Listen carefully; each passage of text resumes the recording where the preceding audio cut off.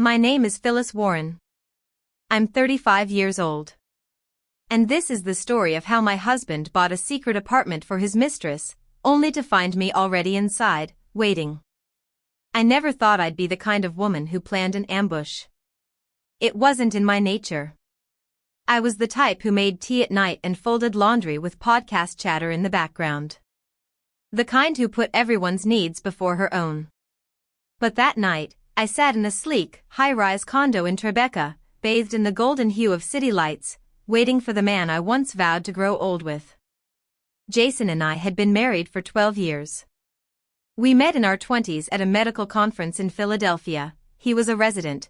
I was a fine arts graduate volunteering with a non-profit. It wasn't fireworks, but something deeper: steadiness, charm, shared plans. I built my life around that man. Helped him open his first clinic, balanced his books, even took design classes just to lay out the office he dreamed of. I never asked for much, just honesty. That's what made what I found 3 nights ago all the more unbearable. It started innocently. I was digging through our fireproof safe looking for last year's tax returns. Jason was behind on submitting our quarterly figures. The usual mess of paperwork, bonds, and old property deeds were there, but one envelope stood out. Thicker than the rest. No label. I opened it. That's when the floor fell out from beneath me. Inside were legal contracts for something called Cedar 41 Holdings, LLC. I knew right away Jason hadn't mentioned it. My fingers turned numb as I scanned the documents. Tied to this LLC was a property deed, an apartment in the Hudson View complex. That alone would have been enough. But then I saw the bank transfer slip, $280,000 wired directly from our joint investment account. The same one we'd been growing for years, meant for our Charleston retirement dream. A small silver key slipped out between the papers. Unlabeled, rectangular. My mind reeled. I knew every key on Jason's clinic ring. There was nothing that looked like this. And if this wasn't for his office, there was only one other explanation. I didn't cry. Not then. I didn't scream or confront him. What I did was far worse. I planned. 3 days later, Jason had a client dinner. It was on the shared Google Calendar, as always. That's how he liked things: visible, clean, efficient. No paper trails, no room for surprises. Except this time, the surprise would be mine. I packed a leather tote bag. Inside, the LLC documents, wire transfers, and screenshots from Jason's old iPad. He'd forgotten to log out of iCloud months ago. I'd taken my time collecting the messages. All those little lies dressed up as emoji-filled midnight good luck texts. One thread stood out: a woman named Megan. The tone was intimate. Familiar. Dangerous. Just a few more weeks, he wrote her. She's been distant anyway. I'll tell her soon. I arrived at the Hudson View condo just before sunset. The doorman didn't ask questions. I had the keycard, after all. The place smelled like money: walnut paneling, imported marble. The furnishings were brand new.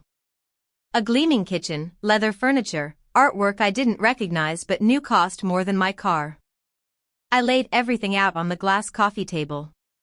Neat. Precise. Each document placed under a photo of the life I had once shared with Jason.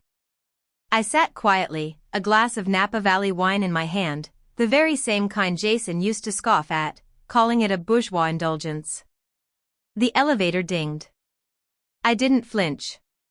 I just turned on the side table lamp beside me, its soft golden light spilling across the documents like a spotlight on a stage. The front door clicked open. Jason's voice floated in, low and amused. Told you the view was unreal. Then they stepped in. Megan was younger than me. Not by much, but enough to sting. Slender, perfectly done up, with a loose tie bun and red lipstick still fresh. Her hand was looped through Jason's arm like this was some fairy tale. But the moment they saw me, sitting there, calm, glass in hand, Megan yanked her arm away as if touching fire. Jason froze. His face went pale. Phyllis, what are you doing here? I stood up slowly. That's the wrong question. His eyes darted between the table and my face, searching for a way out. Megan whispered, Jason? Who is she? I didn't even blink. I'm Phyllis. Jason's wife. The one he still shares a mortgage and tax filing with. And you must be, his new light from the 2 a.m. texts. She turned white. Jason started stammering. Phyllis, this isn't, it just happened fast, okay? It's not what you think. 6 months, I said, cutting him off and raising a single page. This is the transfer receipt. From the account you told me not to touch. Because we were saving for the future.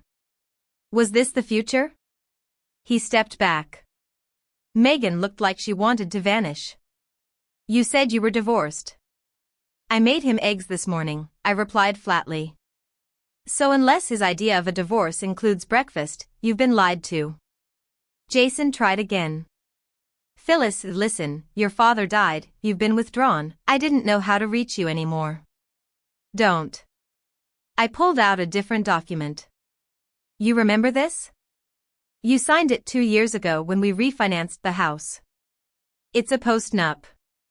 A clause you barely read. Financial infidelity triggers a 70% asset transfer. Remember now? Jason's eyes widened. I poured myself another glass of wine. Anyone want a drink? We've got legal matters to discuss.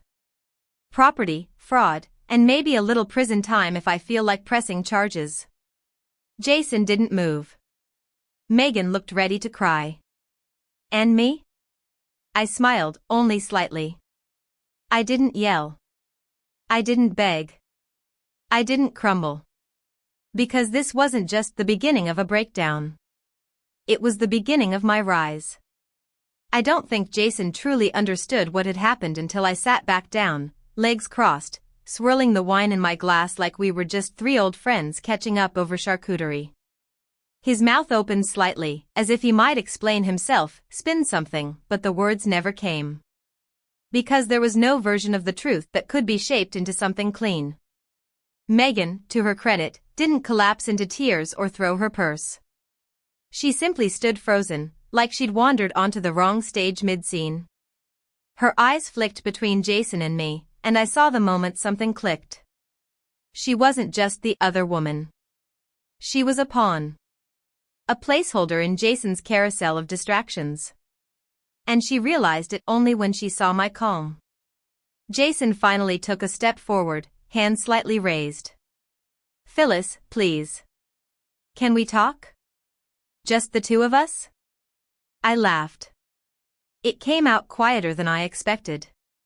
Now you want a private conversation? After creating a whole double life? He looked so small then. Not in stature, but in presence. The same man who once stood proudly beside me at a business award dinner now stood like a schoolboy waiting to be scolded. I turned to Megan. You should go. You don't need to be here for this. She blinked. He told me. I know what he told you. And if you're smart, you'll take your coat and walk away before he starts talking about Vermont or winter cabins or some other fantasy he hasn't paid for yet. Jason turned toward her. Megan, don't listen to this. But it was too late. She slipped past him wordlessly, clutching her purse like a life raft. The door closed gently behind her. And then it was just us. He walked a slow circle around the table, taking in the documents laid out like a crime scene. The LLC, the bank transfers, the iCloud message logs. Photos of him and Megan, time-stamped and tagged. Every angle covered. You planned this, he said quietly. I did. For how long? I looked him in the eye. Since I started noticing how your hugs didn't linger. How your phone never left your hand at dinner. Since I found those receipts from a hotel I'd never been to. Since you stopped asking how my art projects were going and started saying things like we can talk about that later. Jason rubbed the back of his neck. It wasn't about her. Not really. I felt trapped. Like I was losing myself. You weren't losing yourself, I snapped. You were losing your image. And instead of facing it like a man, you bought an apartment like a coward. His jaw clenched. I stood and gathered the files, stacking them slowly. You know what I've learned over the past few days, Jason? You're predictable. You hide things in plain sight. You think because you say I love you with the right inflection, I'll believe anything. That's not fair. No, I corrected. What's not fair is that I gave up a full scholarship to UCLA to stay here and help you launch your clinic. What's not fair is I sold my car to make payroll when your first round of financing fell through.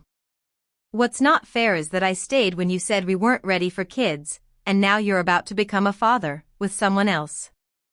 He flinched like I'd struck him. Yes. I knew.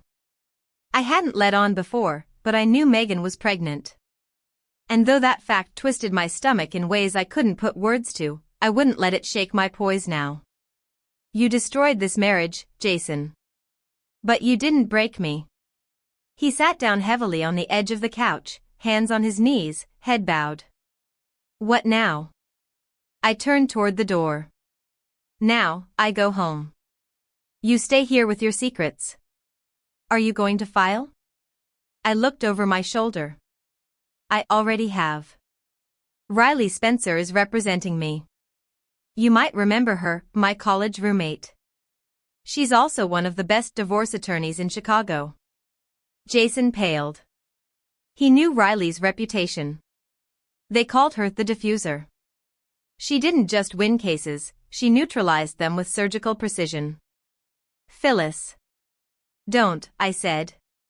You had every opportunity to fix this. To come clean. You made your choices. Now you get to live with them. I walked out, not because I was done being angry, but because I was done giving him access to my time. Back at home, everything looked the same but felt completely different. The house was silent, and for once, that silence was a gift. No more waiting for the garage to open.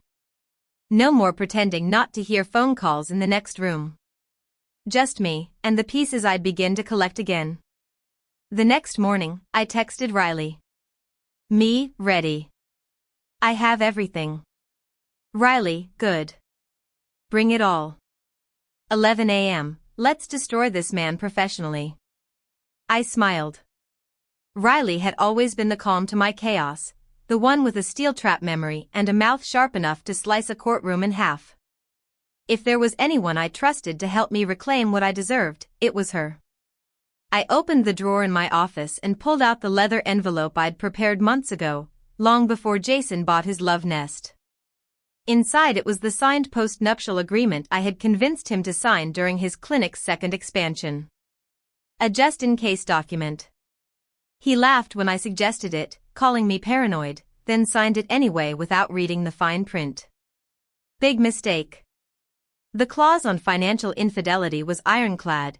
Any misuse of marital funds for extramarital affairs would automatically result in a 70/30ths division of assets in my favor, plus sole ownership of the primary residence.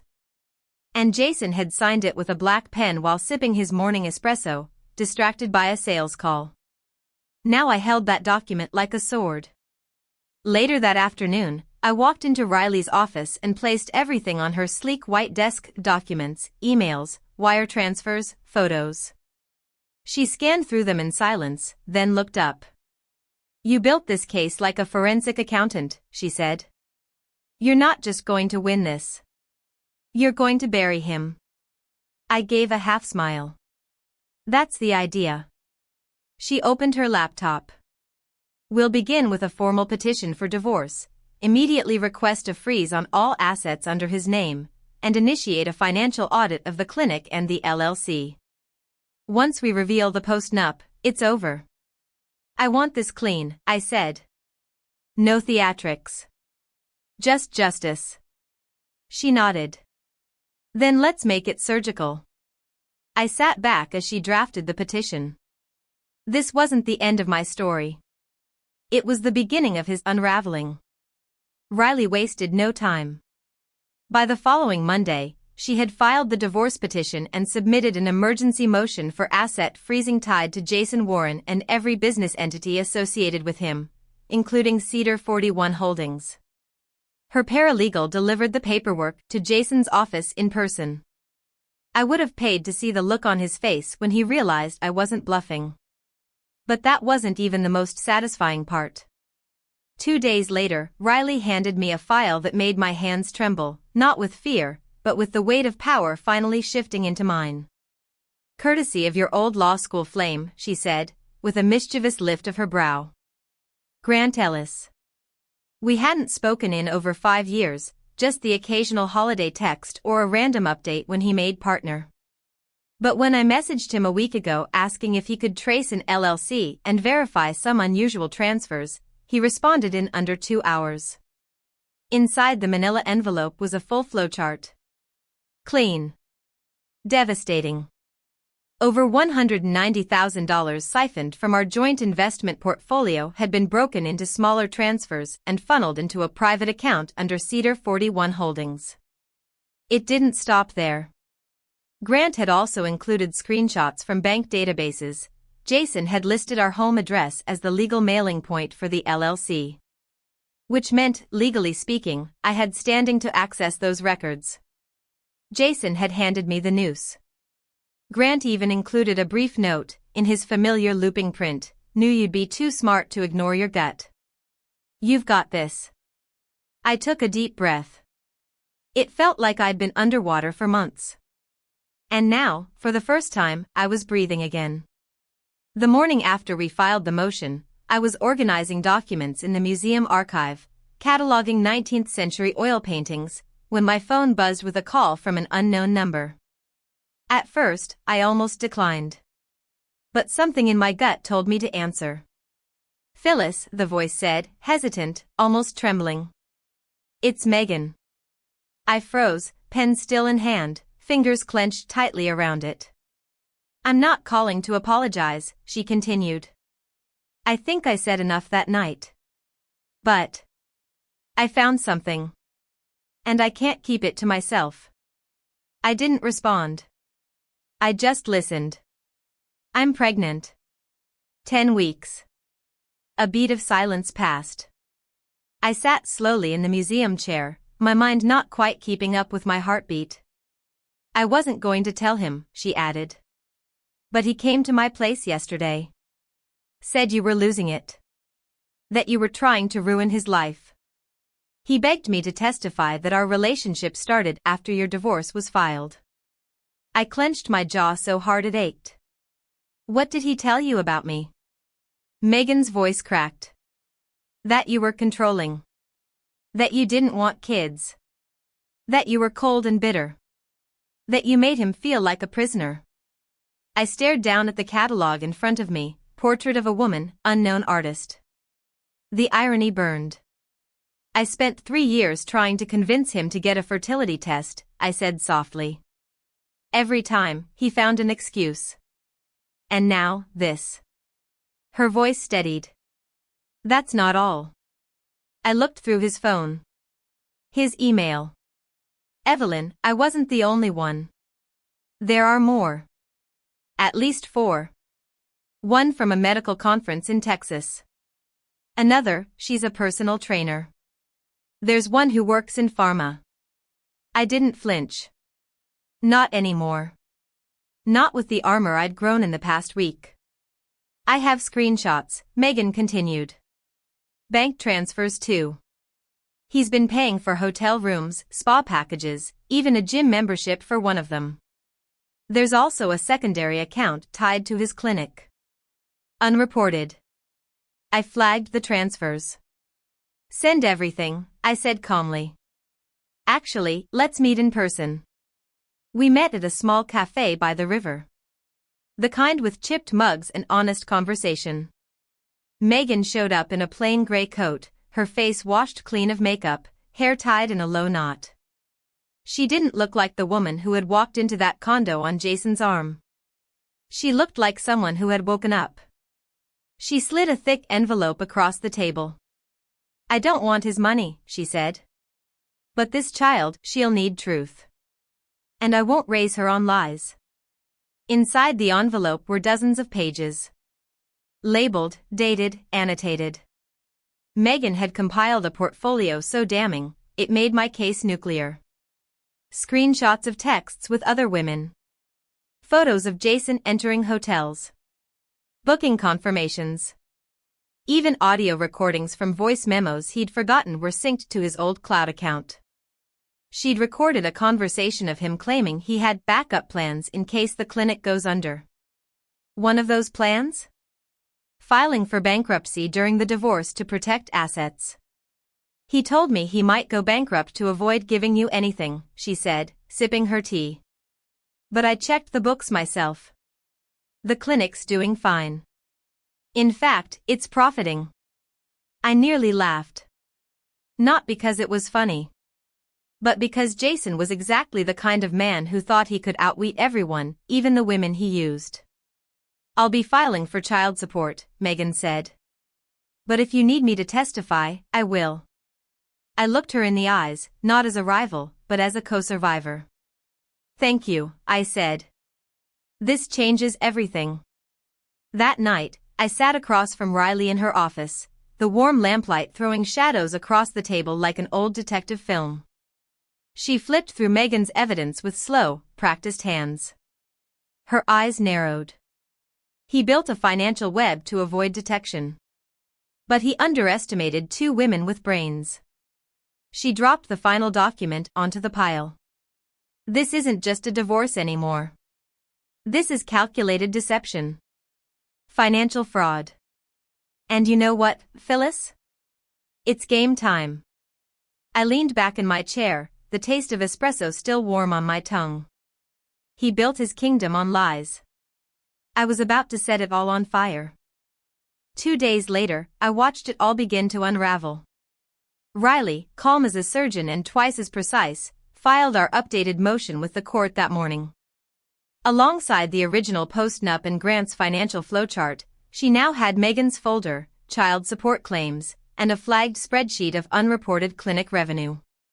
"This," she said, tapping the manila envelope, "isn't just going to win you your share. This is going to put his clinic under federal scrutiny." And it did. By that afternoon, the emergency order came through, approved, stamped, and signed by a judge whose name Riley knew well. All assets linked to Jason Warren, Cedar 41 Holdings, and any business account he managed directly or indirectly, were frozen pending discovery. It hit like a thunderclap. That Saturday, the doorbell rang just after 10. I was arranging fresh lilies in a vase, breathing in a rare moment of peace when I saw the black SUV pull into the driveway. Jason stood at the door. He looked nothing like the man who used to prance around in tailored suits and perfect posture. His shirt was wrinkled. His eyes, bloodshot. In his hands, a small wooden box. The keepsake I carved for our 15th anniversary. He didn't even knock. Just stood there, like he wasn't sure if he had the right to. I opened the door slowly, arms folded, my expression unreadable. "Phyllis," he said. "Please, we need to talk." "Do we?" I asked, leaning against the doorframe. "Or are you just here because the accounts are frozen and you can't use your clinic's credit card to buy your girlfriend prenatal vitamins?" He winced. "It's not like that." "Oh, right," I said coolly. "Because everything about this has been exactly what it seemed." Jason stepped forward, just slightly. "Look, I know I messed up. But we had good years, didn't we? Remember that winter in Vermont? You said it yourself, this is where I want to grow old. I was going to buy that land for us. I swear." "You're not here to apologize, Jason," I said. "You're here to pull at memories. To use nostalgia like a rope. But the thing is, you already burned the house down. Don't ask me to admire the ashes." His shoulders slumped. You've changed. Yes, I replied. And don't you dare act surprised. You made this version of me. He opened the box. Inside was the carved figurine I made, the one he once kept on his desk. I didn't mean for any of this to happen like this. You didn't mean for it to be exposed, you mean. Before he could say another word, two figures appeared behind him. A court-appointed appraiser and a woman from the Federal Asset Recovery Team. They carried tablets, tripods, and scanners. They were here to catalog everything Jason once thought he'd keep. Mr. Jason Warren, the woman asked, checking a clipboard. We're here under court order to begin photographing property for valuation. Jason's mouth dropped slightly. Wait, you're doing that here? I smiled faintly. Yes, here. In the home you were so ready to walk away from. Come in, I told them. There's plenty worth documenting. The team swept inside, snapping photos of everything, our heirloom piano, the hand-carved bookshelves, the vintage wall art Jason used to brag about to dinner guests. He watched from the threshold, stunned. You can't just, he stammered. It's court-ordered, I said.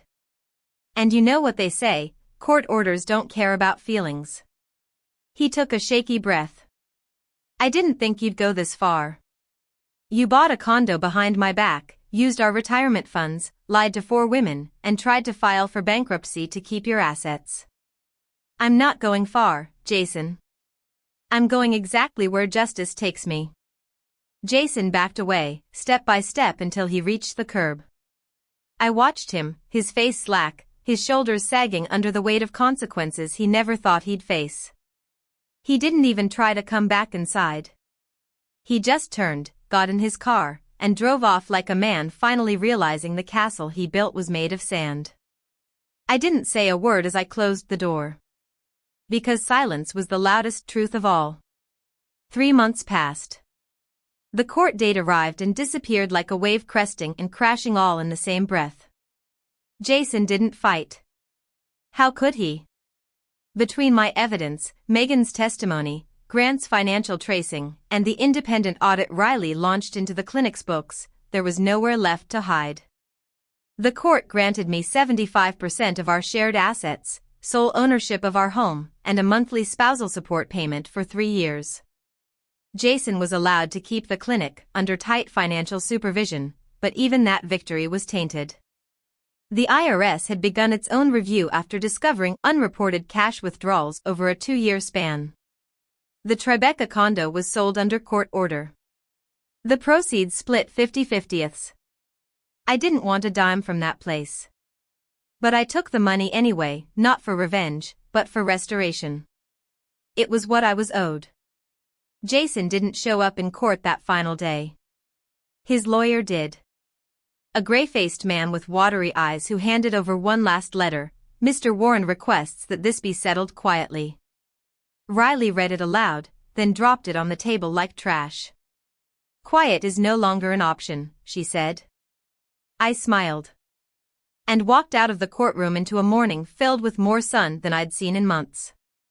In April, I accepted an offer from the Museum of Contemporary Art in Chicago, lead painting conservator. The role I once turned down because Jason said art doesn't pay the bills.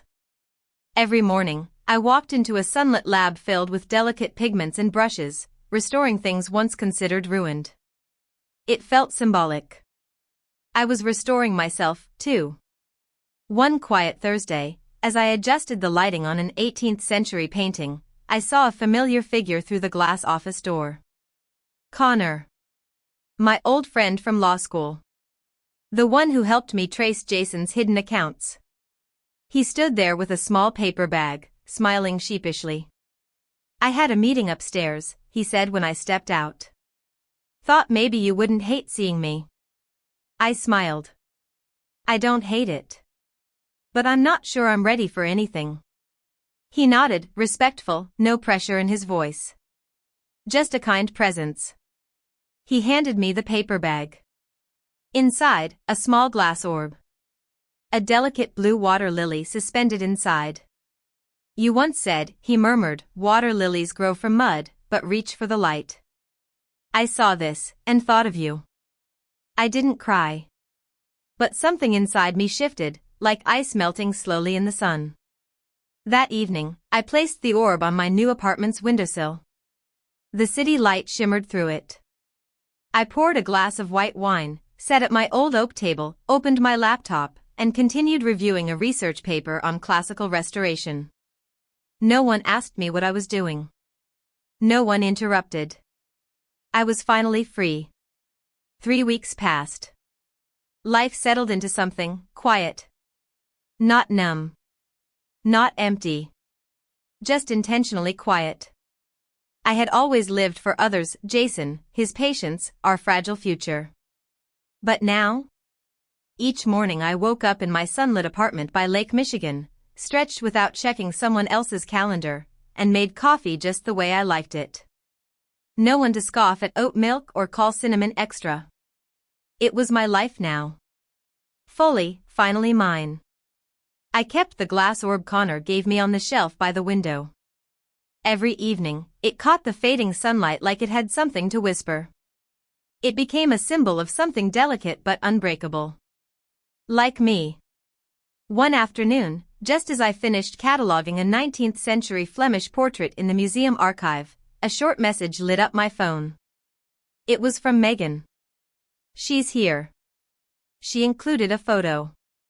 A newborn girl swaddled in a soft cream blanket, her tiny hands curled like flower buds. Her eyes were closed, lips slightly parted as if mid-dream. There was no caption. No extra text. Just the photo. I stared at it for a long time. No, I didn't feel bitterness. Not jealousy either. Just clarity. Megan had chosen to keep moving. To raise this child with honesty and strength. She wasn't waiting on Jason to change anymore. And neither was I. We never spoke again after that photo. But we didn't need to. We understood each other too well now. Jason didn't reach out. Not even once. Riley told me he was under increasing scrutiny after inconsistencies surfaced in the clinic's tax filings. Part of his income had been filtered through shell accounts, and now federal auditors were combing through everything. The man who once laughed at my budgeting spreadsheets now couldn't lift a finger without paperwork backing him up. At first, I thought I'd feel vindicated. But instead, I felt nothing. I'd thought revenge would bring a thrill. It didn't. It brought clarity.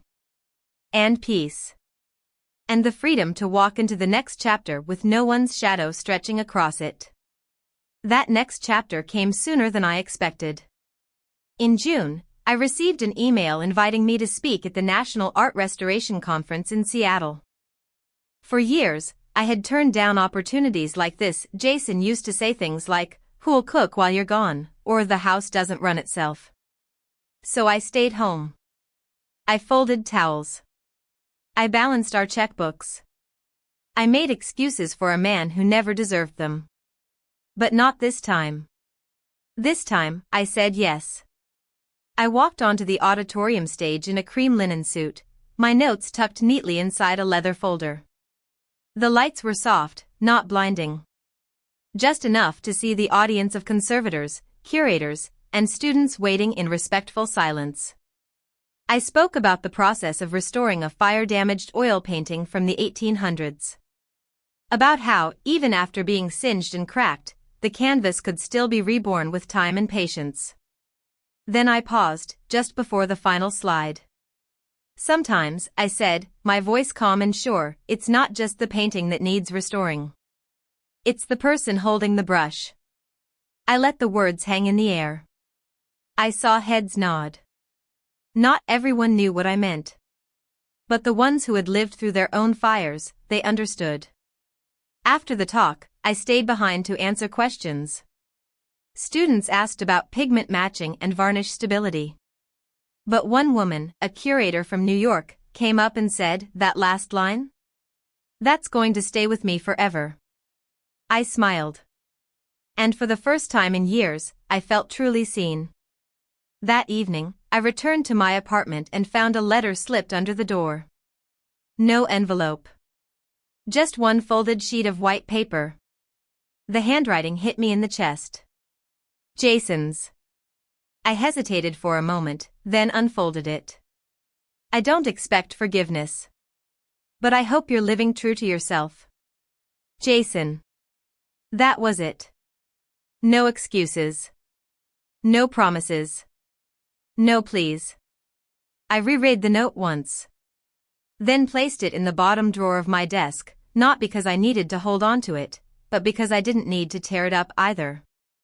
The anger was gone. The need to win? Gone too. Because I already had. A week later, Connor invited me to an art exhibit by a young French surrealist.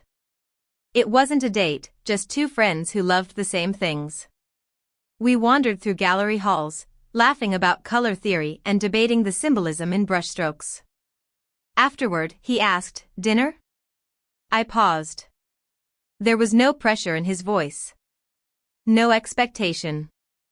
Just a kind offer from someone who saw me as whole, not someone waiting to be saved.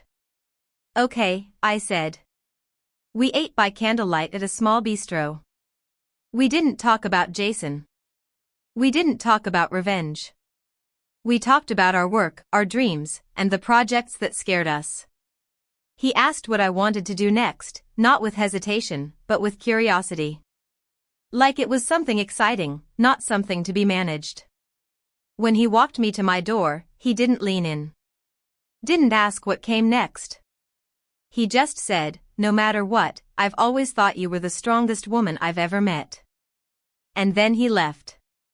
That night, I brewed jasmine tea and sat by the window, legs tucked under me, the lake glimmering in the distance. My apartment didn't feel like a temporary landing spot anymore. It felt like home. I glanced over at the glass orb. Light spilled through it, casting soft waves across the wall. I reached out and touched it gently. I remembered sitting in that Tribeca condo, heart pounding, waiting to confront a man I thought I couldn't live without. But I had. I had lived. And then some. And now, I was no longer surviving. I was choosing. Choosing light. Choosing peace. Choosing me. Summer passed slowly, like honey sliding down warm toast. The museum thrived with a new collection of impressionist works, and I found myself knee-deep in oil varnish and historical pigment analysis, utterly content. I taught a few workshops, mentored 2 interns, and finally picked up my sketchpad again. Not to sketch for someone else, not to please, not to sell. Just to see what would pour out of me now that I was whole again. I found myself sketching water lilies. Not because of Monet. Because of the orb Connor gave me.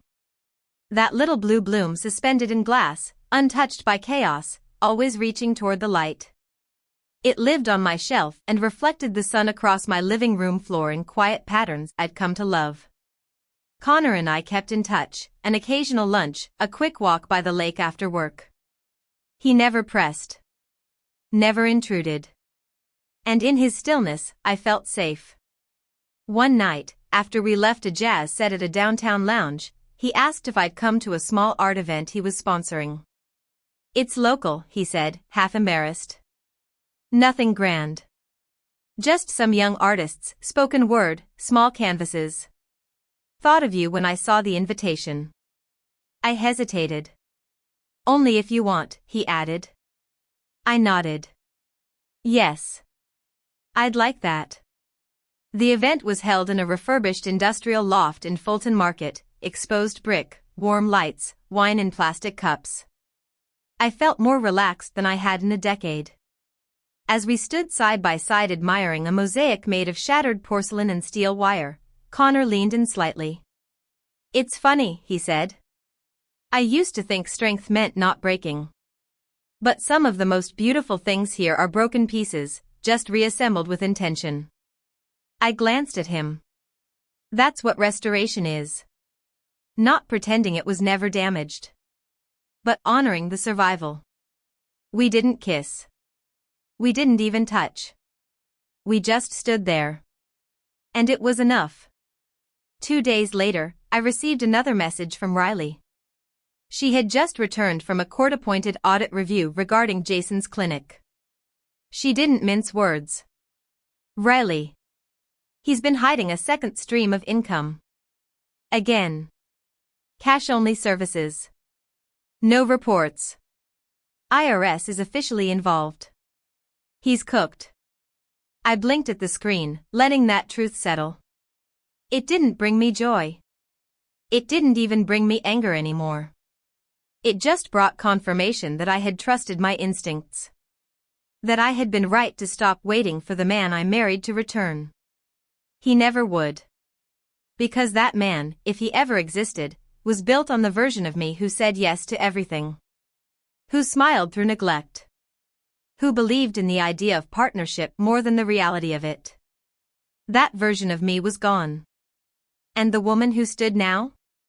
She didn't ask for closure. She created it. In late August, I got a call from the Museum of Modern Art in New York.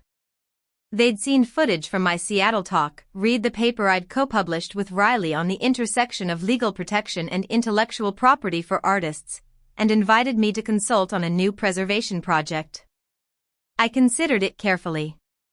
The old Phyllis would have called Jason. Would have asked, "Do you think we could manage the move?" But there was no we anymore. And that thought brought a smile, not a sting.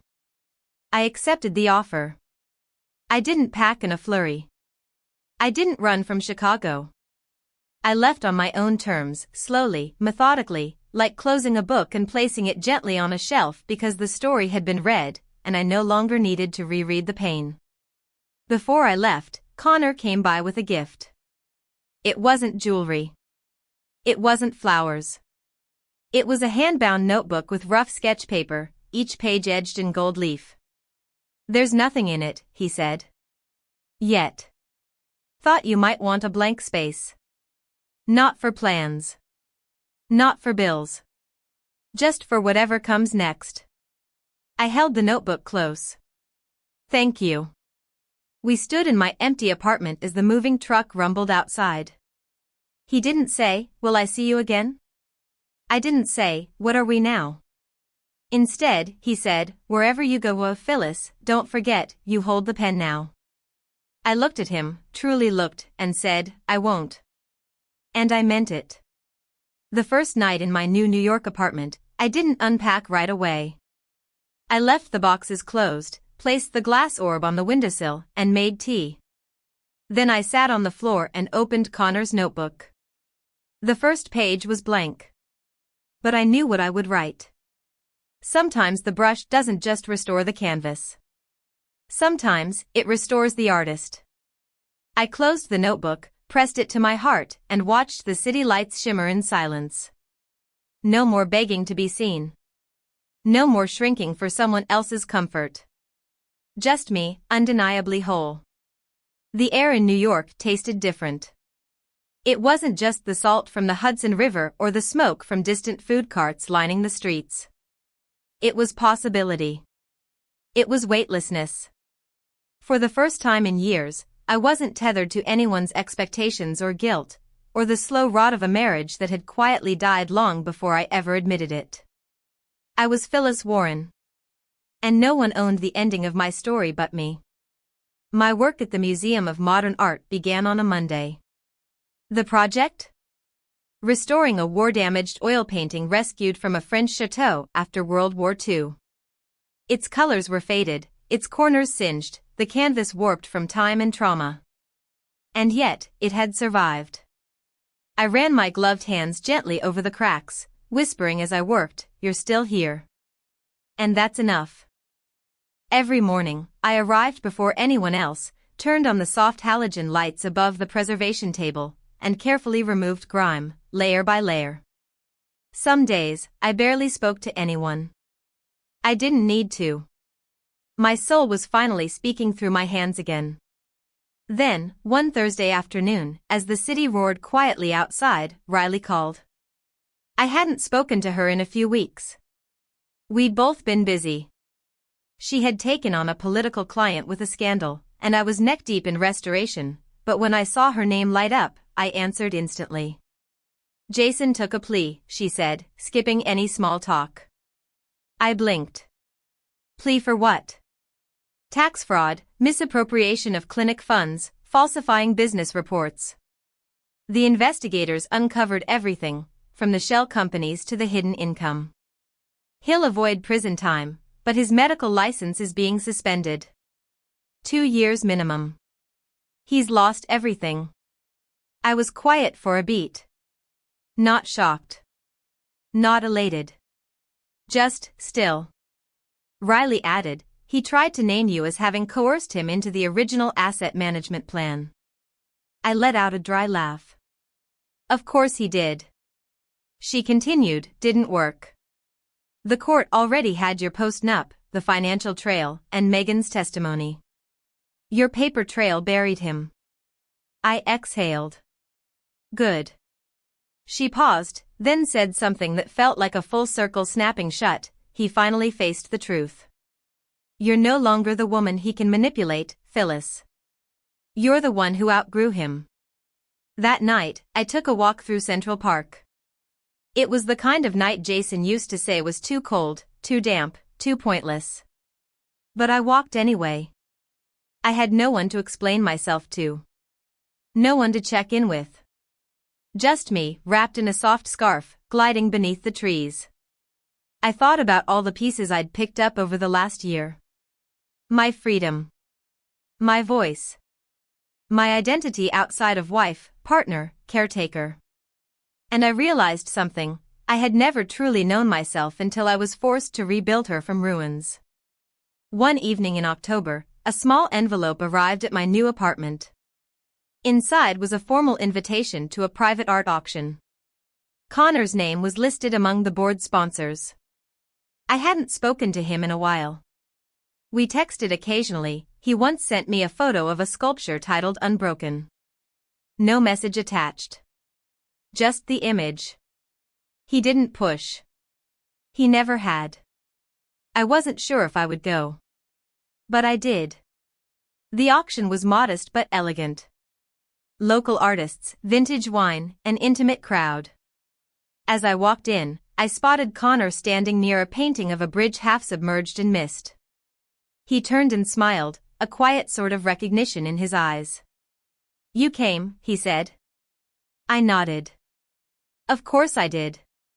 We didn't hug. We didn't kiss. We simply stood side by side, looking at the artwork. And as the night unfolded, we talked about nothing urgent, nothing heavy. Just art. Books. Laughter. And how sometimes life gives you everything you need, after it's taken everything you thought you couldn't live without. When I left, he didn't ask to walk me home. He just said, if you ever need a partner in quiet, I'm here. Weeks turned into months. The city began to cool. Leaves browned and fell. One Sunday morning, I sat at my kitchen table, sipping jasmine tea, sketching softly in the gold-edged notebook Connor had given me.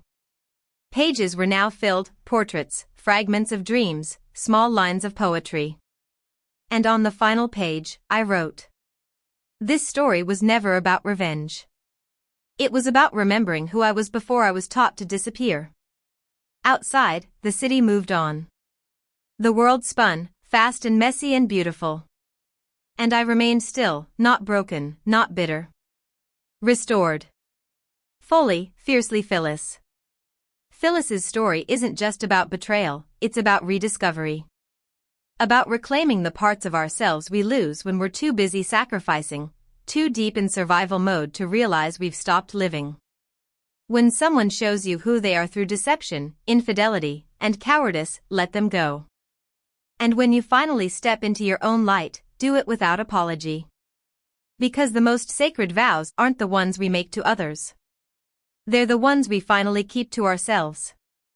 If you felt moved by Phyllis's journey, share your thoughts in the comments, and subscribe to Revenge Echoes for more true-to-life stories of resilience, justice, and healing.